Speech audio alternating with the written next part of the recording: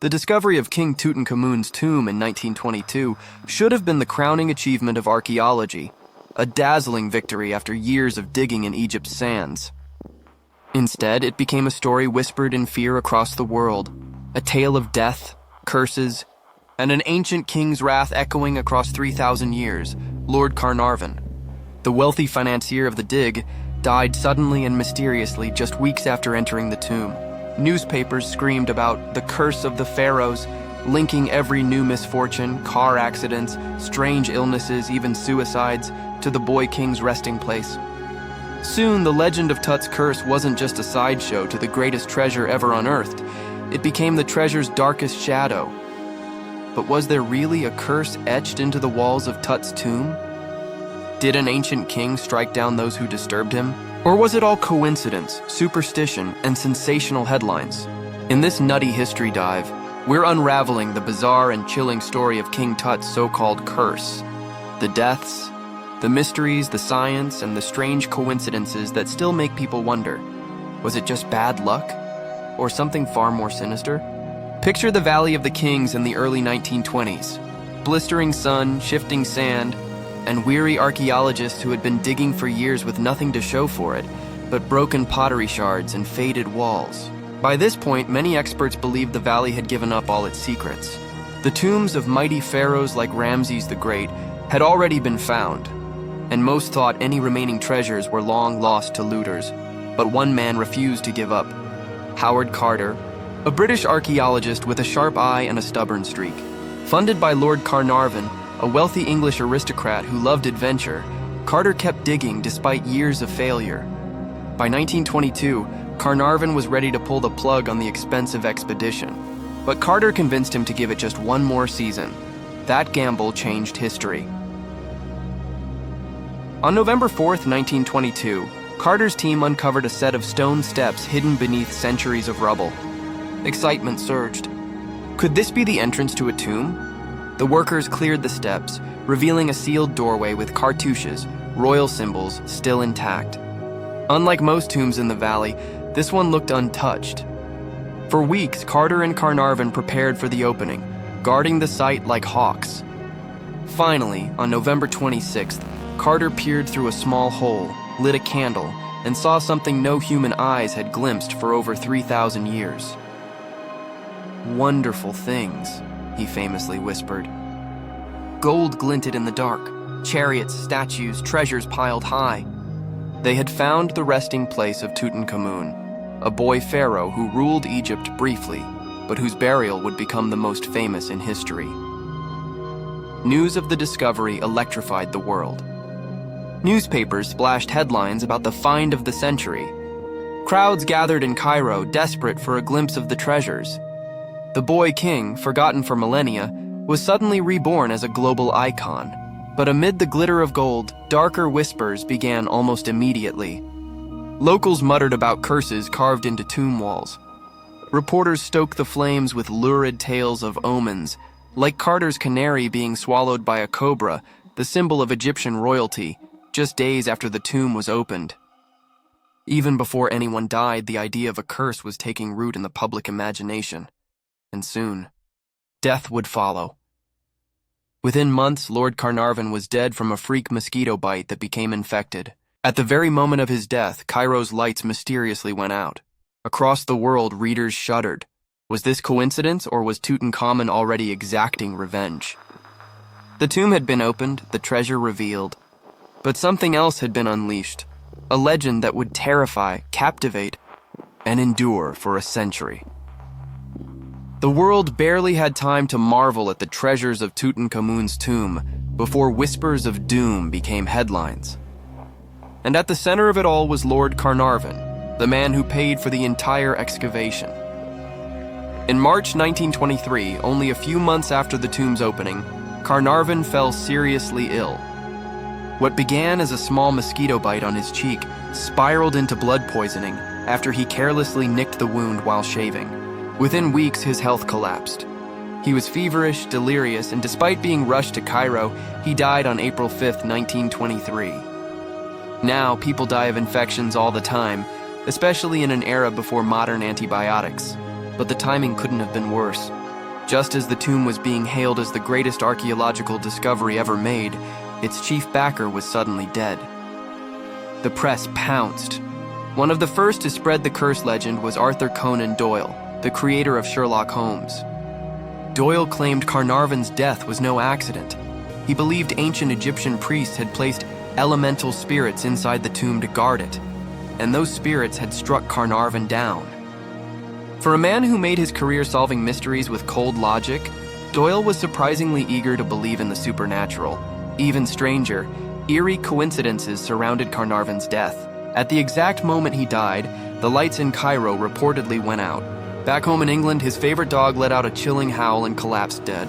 The newspapers ate it up, spinning tales of ancient revenge that seemed too bizarre to dismiss.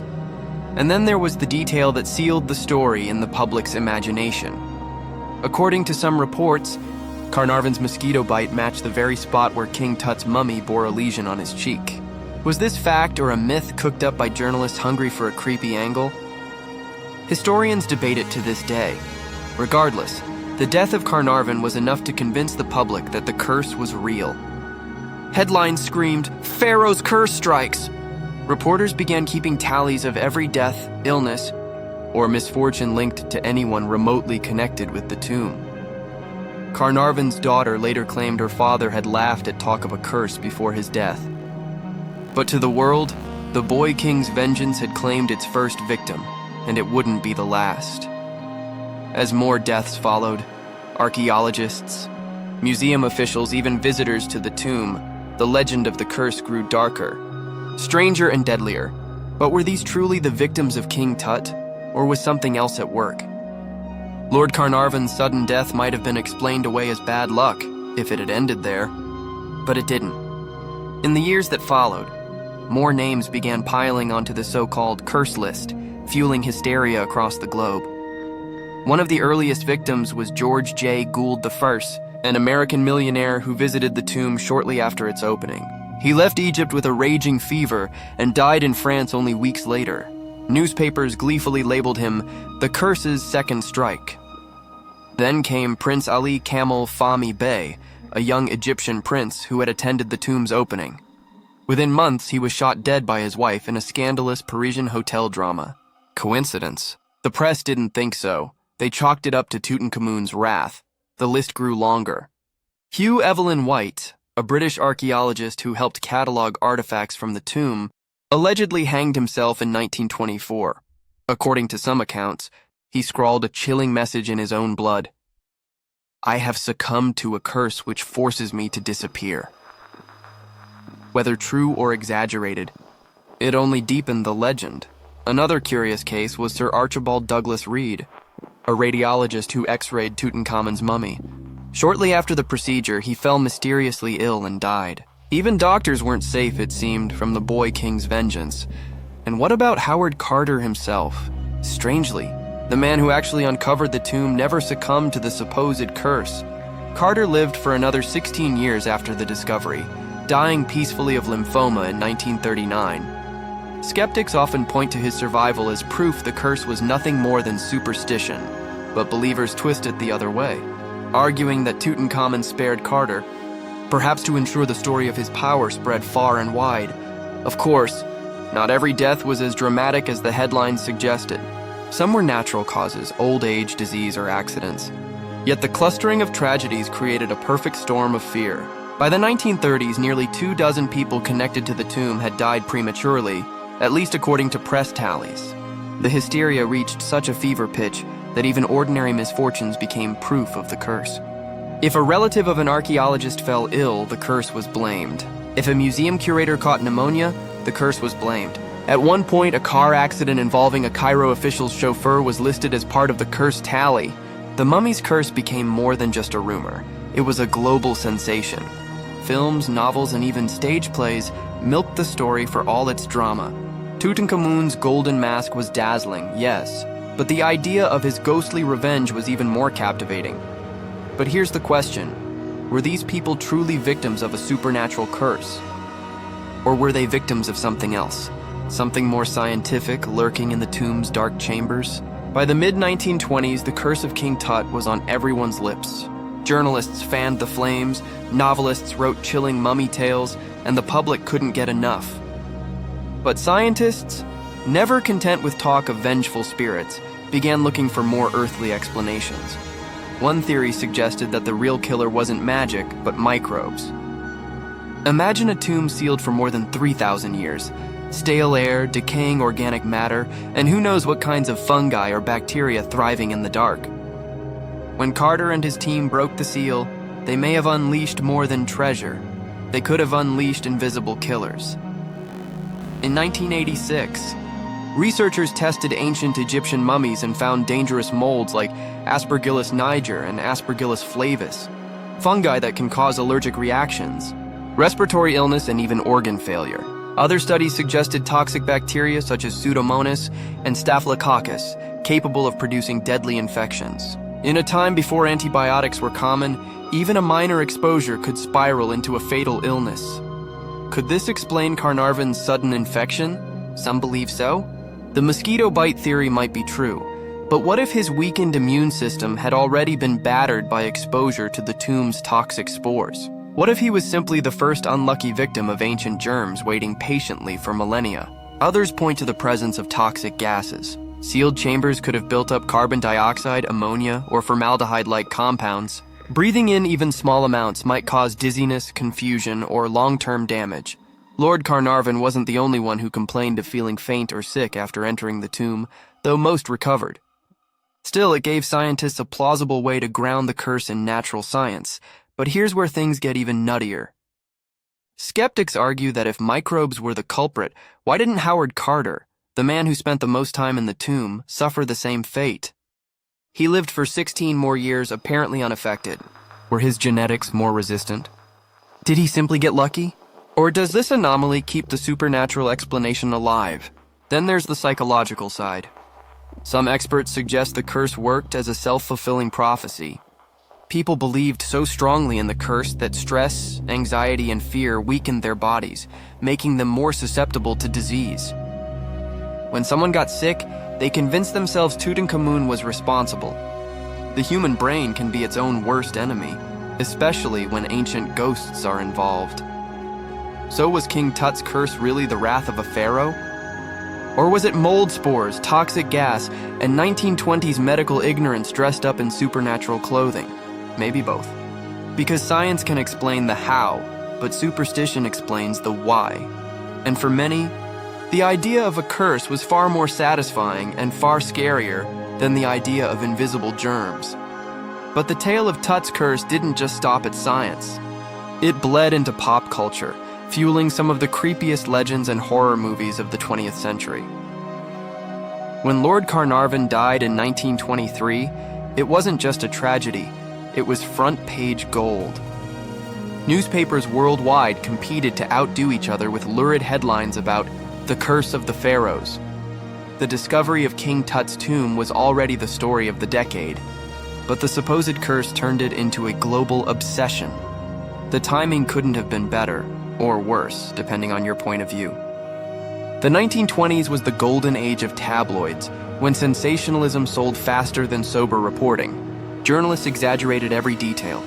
Strange illnesses became mysterious plagues, accidents became divine punishments, and even ordinary deaths years later were roped into the tally of the curse's victims. Hollywood, never one to waste a good story, quickly latched on. In 1932, Universal Studios released The Mummy, starring Boris Karloff. The film told the story of Imhotep, a resurrected ancient priest seeking revenge, clearly inspired by the hysteria around Tutankhamun's tomb. The movie cemented the idea of the mummy's curse in pop culture, transforming Egyptian archaeology into something eerie, dangerous, and haunted. Other films, pulp novels, and comic strips followed, each adding to the mythology. Mummies shuffled into horror fiction alongside vampires and werewolves, becoming permanent fixtures of Western fear and fascination. Egyptian motifs appeared in fashion, design, and even music, proof that the so-called curse wasn't just a story, it was a cultural phenomenon. The British Museum and the Metropolitan Museum of Art also leaned into the mystique. When Egyptian artifacts went on display, Curators sometimes played up the curse angle to attract crowds. Visitors whispered nervously as they passed sarcophagi, half expecting something to stir inside. Museums were no longer just about history. They became stages for theatrical dread. The curse even influenced politics and literature. Arthur Conan Doyle, as we mentioned, gave public interviews insisting on supernatural explanations. Agatha Christie wrote mystery novels with Egyptian settings, inspired in part by the Tut discovery. And in Egypt itself, nationalist writers flipped the script. Instead of a curse being a warning to foreigners, it became proof that the country's ancient heritage was alive, powerful, and not to be plundered. By the 1940s and 50s, the mummy's curse was everywhere. Cartoons joked about it. Advertisements borrowed from it. Even children's toys and Halloween costumes played on the imagery of wrapped corpses rising from the dead, and it never really went away. Every time Tutankhamun's treasures went on tour in the late 20th century, reporters dusted off the curse story. In 1972, when the artifacts were displayed in London, headlines again warned of doom. In the 1980s and 90s, documentaries speculated on whether the curse was real or just media hype. Even today, ghost hunters and paranormal shows revisit the legend. In short, King Tut's curse stopped being just an archaeological footnote. It became one of the most enduring horror stories of modern times. But while Hollywood cashed in, Egypt itself had a much deeper relationship with the idea of curses, one rooted in ancient beliefs and warnings carved in stone thousands of years before Tut's tomb was ever found. It's easy to laugh at the idea of a mummy's curse today, but to the ancient Egyptians, curses weren't superstition. They were serious business. In a world where gods governed everything from the flood of the Nile to life after death, words themselves were seen as magical weapons.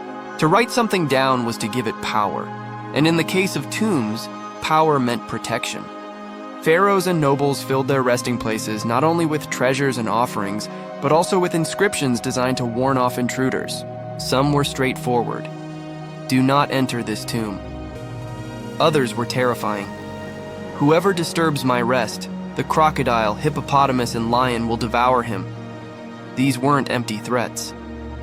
Egyptians believed tomb robbers risked not just earthly punishment, but eternal damnation. To violate a grave was to insult the gods, and the wrath that followed could spill over onto families and entire communities. In a land where death was seen as just the beginning of another existence, disturbing the dead was the gravest offense of all. But here's the twist. Tutankhamun's tomb did not contain an actual curse inscription. Despite what newspapers claimed in the 1920s, there was no wall painting or tablet warning of doom. The so-called Curse of the Pharaohs may have been a journalistic invention, stitched together from half-truths and genuine Egyptian beliefs about afterlife protection. That said, some of Tut's predecessors certainly used curses. Archaeologists have uncovered tombs with chilling warnings, like one from the Old Kingdom that reads, "All people who enter this tomb, there will be judgment, and an end shall be made for him. I shall seize his neck like a bird." Another inscription warned that any intruder's family line would perish. Imagine being an ancient thief and stumbling across those words in flickering torchlight. It would feel like the walls themselves were speaking. It's also worth noting that Egyptians believed in the concept of the Ka, a spiritual double that lingered after death. If disturbed, the Ka might lash out at those who violated its peace. Combine that belief with real risks, like collapsing tunnels, venomous insects, and the possibility of ancient diseases, and suddenly curses don't seem so far-fetched. By the time Carter cracked open Tut's tomb, Egyptologists were well aware of these traditions. But for the Western public, the notion of a curse meshed perfectly with the era's fascination with mysticism and the occult. Seances, spiritualism, and ghost stories were wildly popular in the early 20th century, so the discovery of a real curse felt like proof that ancient magic still lingered in the modern world. So while Tut's tomb may not have spelled out its vengeance in hieroglyphs, the cultural backdrop made it almost inevitable that people would see death and misfortune as proof of a curse. But here's the nutty part. Even as curses terrified the public, many archaeologists and even governments saw them as useful tools. because fear, as it turned out, was the best security system against grave robbers. By the mid-1920s, the so-called Curse of the Pharaohs had gone global.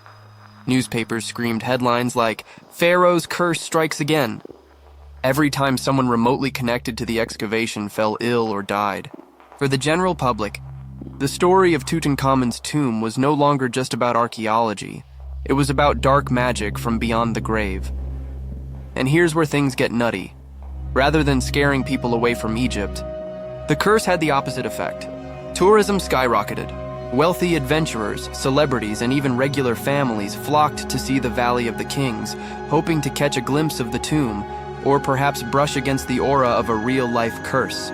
Souvenir sellers thrived, museums made fortunes displaying Egyptian artifacts, and Tutankhamun himself became the world's most famous pharaoh almost overnight.